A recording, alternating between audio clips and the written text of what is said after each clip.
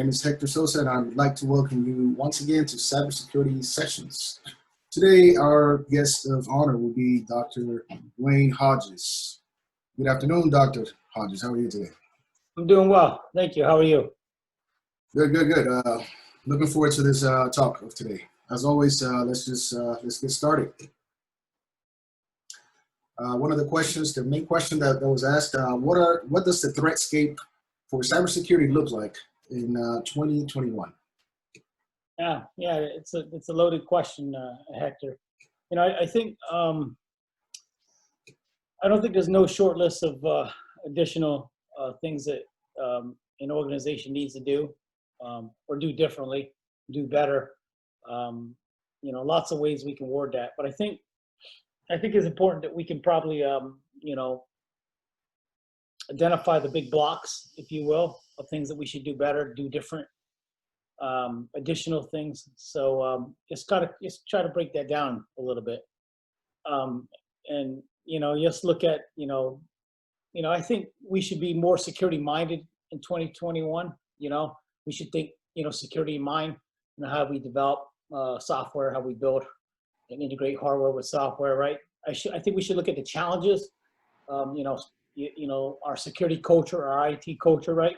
So let's first kind of look at like the landscape of IT before we talk about, you know, what the threatscape looks like for 2021. Just kind of look at, you know, where we are today, you know, where we came from, you know, from, you know, a few computers, a few people that trusted each other and didn't expect to ever communicate with people they didn't trust.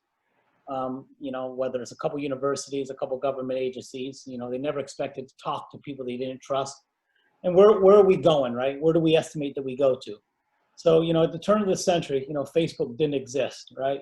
And I think now they have over 2.7 billion users, okay? So literally, and I said this in a TED Talk several years ago, Facebook's, you know, the world's, you know, third largest country, you know, China, India, and then Facebook, you know, an Edison of internet users.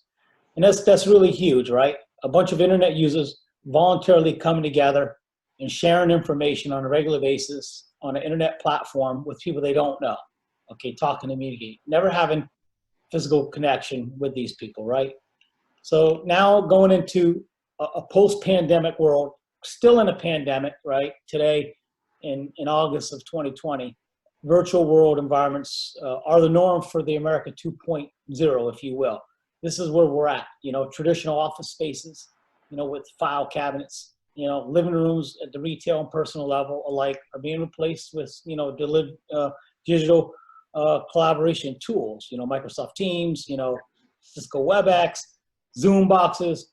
So I think in 2020 right now, we're talking about, you know, over 206 billion emails being sent every single day.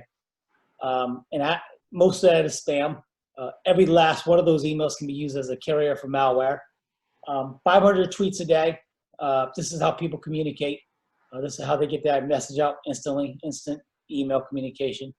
Over 1.7 billion websites, 2 billion YouTube users, and 500 hours uploaded to YouTube every day. You know, if you're in the Snapchat world, 300 million Snapchats. And over 100 million virtual world users exist every day. So that's real people like me and you, okay, now can live second lives in places like Second Life. And this is actually, you know, virtual cities, you know, families, dogs, okay, paying utility bills and using virtual currency.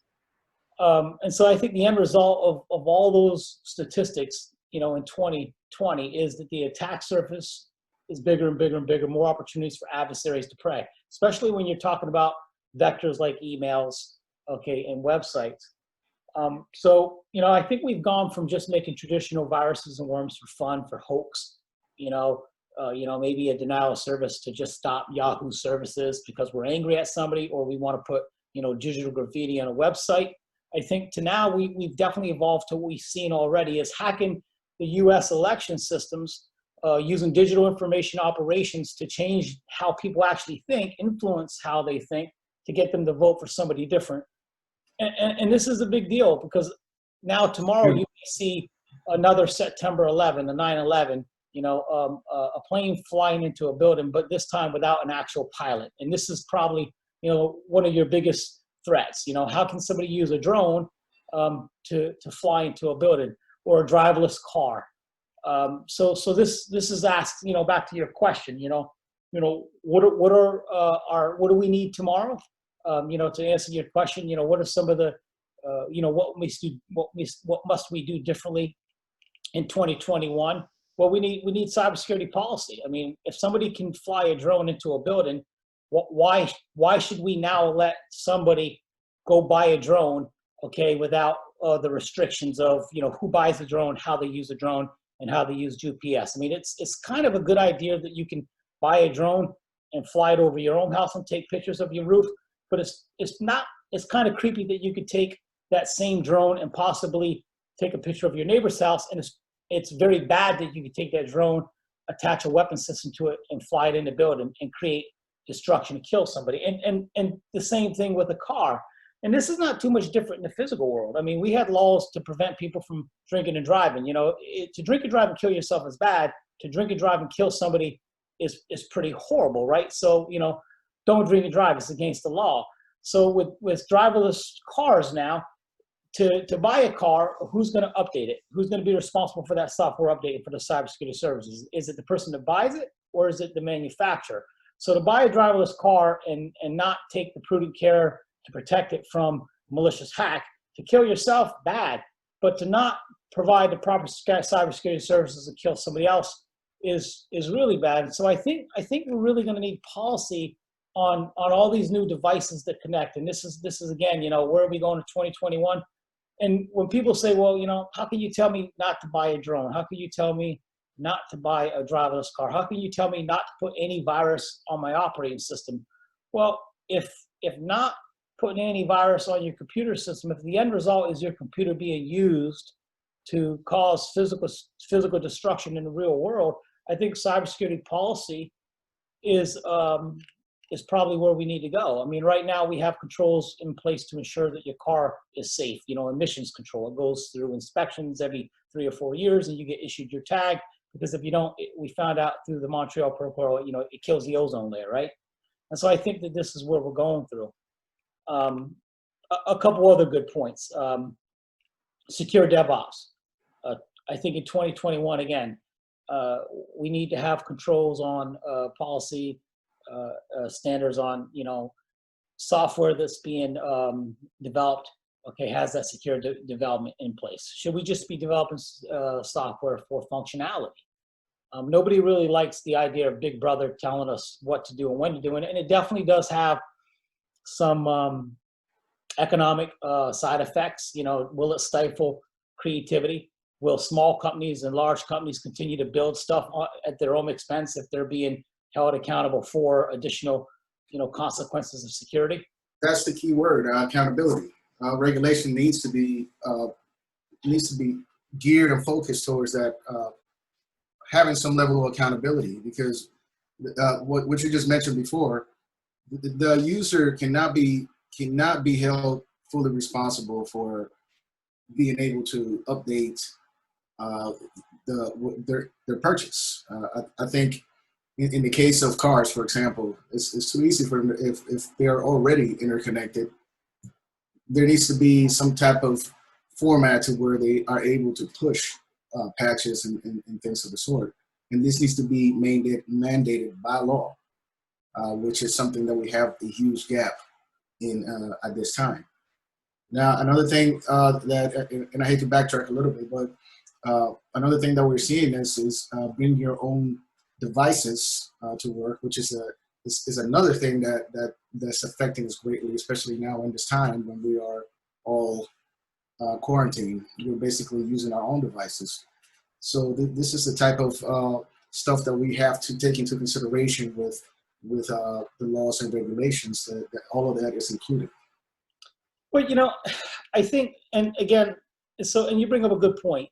And, so poor security has been happening since, since we started building, physical prisons, and we lock people up and they escape. We find out, what is good security, right?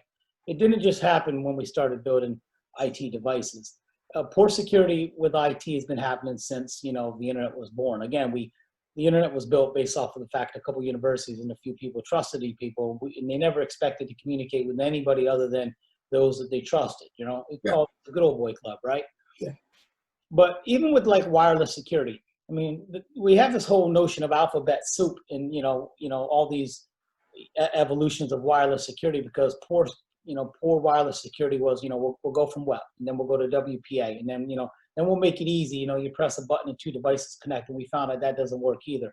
And so, but it only starts to become pretty important to just think about security ahead of time, you know, when we find out that the consequence of something getting released. So there are some industries that do security immediately from the start, like, you know, avionics and aircraft, NASA. There are some industries that do it from the start because they know that the consequence of it not working is catastrophic. And so I think that manufacturers, okay, don't care about security because, number one, there's no requirement for them. There's no industry standard that says you have to do it. Or number two, you know, if I don't do it, what is the worst thing that happens? Well, I send a patch and an update. Somebody's phone gets hacked. So right now, a lot of the security is really on the responsibility of the user. Yes. So the users have this expectation that security works. You know, the client somehow, the application somehow is going to work. If I, you know, send you an email, whether it's Gmail or whether it's, you know, using O365, and I have an email with GoDaddy, there's an expectation, and you got to pay for it. You got to pay for this SSL certificate. You know, you got to use, you know, but there's an expectation that security is working in the background. You know, I think that, you know, that security needs to be backed in the process from the start. I mean, it's really too easy for an IoT device to just be pushed out there right now. You know, you know, I think that at this point, going into 2021, we kind of know that if we use the RC4 algorithm at this point, how we implement it, where we implement it, if we use stream ciphers, if we use block ciphers, where do we use them at, you know, whether we use two fish below fish or we use elliptical curve, how and when we use symmetric and asymmetric cryptography. We kind of know the advantages and disadvantages of algorithm. We know that DES should probably use just to, you know, encrypt a good cookie recipe, but it's better to use 256-bit when you're doing something sensitive. So what is the requirements for us to use good encryption, right? So, you know, we need good policy on within the supply chain. So these are all things, you know, basic security and expectations that we did last year probably won't work for next year. Some other challenges, I think, are going to be cooperation between government and academia. I mean, right now, there's been a constant expectation that academia contributes lots of free time, lots of free energy, lots of free research. And I think that model has to change. You know, if you want smart people to get involved, you got to let smart people at the table. You got to listen to them. There's probably going to have to be some compensation. You know, and the relationship between contractors and government has to mature. The government relies heavily on contractors to help them through technical tough problems, but the relationship can't be in such a manner as, you know, we're going to award you this contract. You're going to do what we tell you to do, and you're going to listen to us, and then just go away. Contractors have to be sitting at the table at all levels with leadership. There has to be a relationship that's nurtured where government and contractors are peers at all levels, or the relationship's going to be in such a manner as that the contractors will constantly not trust the government, you know, keep them at an arm's length, do as little as possible, and then walk away. So that relationship between contractors and government and academia and the commercial industry really has to be nurtured in such a way that everybody trusts each other, everybody shares information, and that's really going to be important in 2021. There is something related to what you were saying, not directly, but something that I think we must take into consideration to improve the general level of cybersecurity, the quality of the level of cybersecurity, and that's training for those contractors that we're talking about. We see that there is a very large shortage of qualified individuals, or individuals who just happen to have certifications, but don't have that experience under the belt. As a result, the government and small companies, for that matter, end up having to pay premium for these qualified contractors and technicians. Yeah. So that is an additional thing that I think we should start addressing as an industry in 2021. Yeah, no, I mean, so, and you're right. I mean, there's a lot of training out there, and holding contractors um, hostage to do work for you, not giving them the level of training that they need. And they have to get out there in the industry, and they have to collaborate with the commercial entities, and they have to work with the Amazons of the world, the Azures of the world, the IBMs of the world, the Microsofts of the world. They have to work with SANs, and they have to get the latest and greatest. And it doesn't have a start and stop date. I mean, this is ongoing. This is cyclic. I mean, there's getting continuing education to maintain your certification to satisfy requirements for like IEC squared and EC Council and CompTIA and Linux and things of that nature. I mean, that's baseline. That's low hanging fruit, and it's easy to get, right? But then there's the competence level. Okay, me going out on a regular basis and getting intelligence and information and education and ongoing to be competent enough to be able to deliver a higher level of these are solutions. This is option A. This is option B. Okay, these are the constraints, limitations, and this requires a lot of education and training. And the industry, whether it's SANS or whether it's IEC squared, okay, they're not going to give this up for free, and they shouldn't either, because they're bringing in the best of the best. And so, when we look down, 2021, and we look at some of the challenges and the reason why cybersecurity is the threat is going to grow big. In addition to the statistics that I threw out there when we started, the blueprint, okay, for destruction, number one, and the blueprint for technology is already in the wild. It's Pandora's box, So driverless cars, devices that monitor your health, devices that monitor your personal and business level of security. It could be your ADT security system in your home, or it could be firewalls and web application firewalls, or any security appliance within your business level, you name it. Okay, applications that turn on your smart home, your light systems, your thermostats, or applications that allow you to operate in a smart city. If you're walking or driving down a street and you can't find you want to find the nearest restaurant to give you the food that you want, so you Google it, okay, to find that, and to get that, you need to turn on your GPS and give up your location, and you need to hit allow on your phone to get some of these conveniences. So when you do that, you get the restaurant to get the food that you want, okay? You get to the restaurant you want, and the first thing that you see is a barcode on the table to scan for the menu, because now they don't want the hard menu, because we're in a post-pandemic world. So you don't touch, so you scan, you get that menu. But in order to scan that bar, you download another app and you allow your phone to talk to another service. And so, the attack surface is getting bigger and bigger and bigger. Attack surface, yes, correct. But the blueprint for all these IT services are getting bigger and bigger and bigger. I mean, I looked at my daughter's phone the other day, and I was amazed that, she has hundreds and hundreds of apps, and she hasn't grouped into different boxes. And I was able to pull a couple other people out to keep the innocent safe. The majority of people I looked at just to see who's using what app. You're talking about banking, email, personal and business email. If they're a professor, okay, or if they're a student, so they have university, okay, email addresses, personal and business, to include files stored, okay, within SharePoints, Microsoft Teams, account applications like QuickBooks. I see cameras storing photos on and off-prem within the cloud, health information, Word documents, two-factor authentication systems. A few years ago, people were using RSA tokens. Now there's many two-factor authentication systems, beyond Google Authenticator, timekeeping systems for people signing into their jobs on a daily basis, virtual platforms like Microsoft Teams and WebExes, and then you have the customer service platforms like Salesforce, and all these platforms, all somehow, some of them are part of critical infrastructure.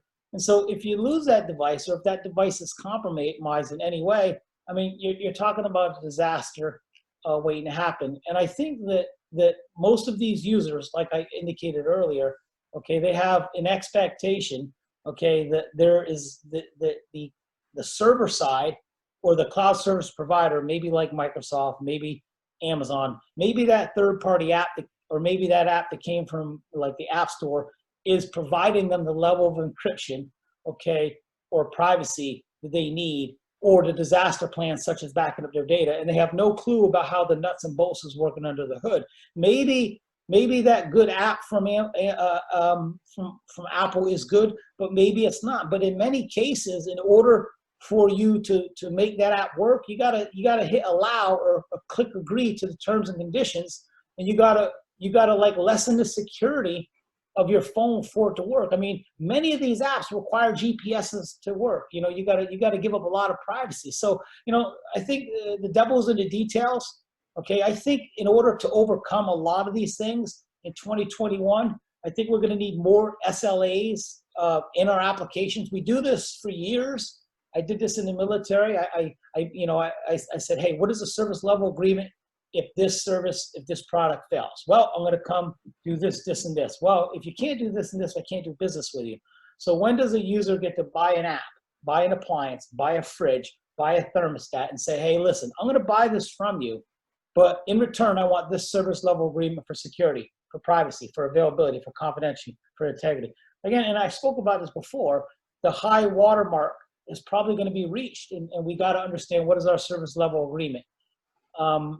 Instead of just agreeing to, I take it works. Because if you don't click, so I think, we're biting off on a lot in 2021. But there are challenges that we're not a long way from overcoming, but we are a long way from understanding, our IT landscape is dictating our attack service. It's probably not going to be a good idea to connect your O365 app, okay, on the same phone that some of the most sensitive critical data is. So BYOD probably is not going to be a good idea in 2021. Authentication, we've been on the hook for passwords for a long time. Okay, they've been telling you, strong passwords and resetting them every 6 months is a good idea. No longer enough. It's not going to change. Okay, you probably need to reset them more often. Single sign-on is probably not, the keys to the kingdom. These are some good things that we need to look at in 2021. Yeah. Dr. Hodges, thank you very much for your time. We'll see you again next time. Thank you for having me.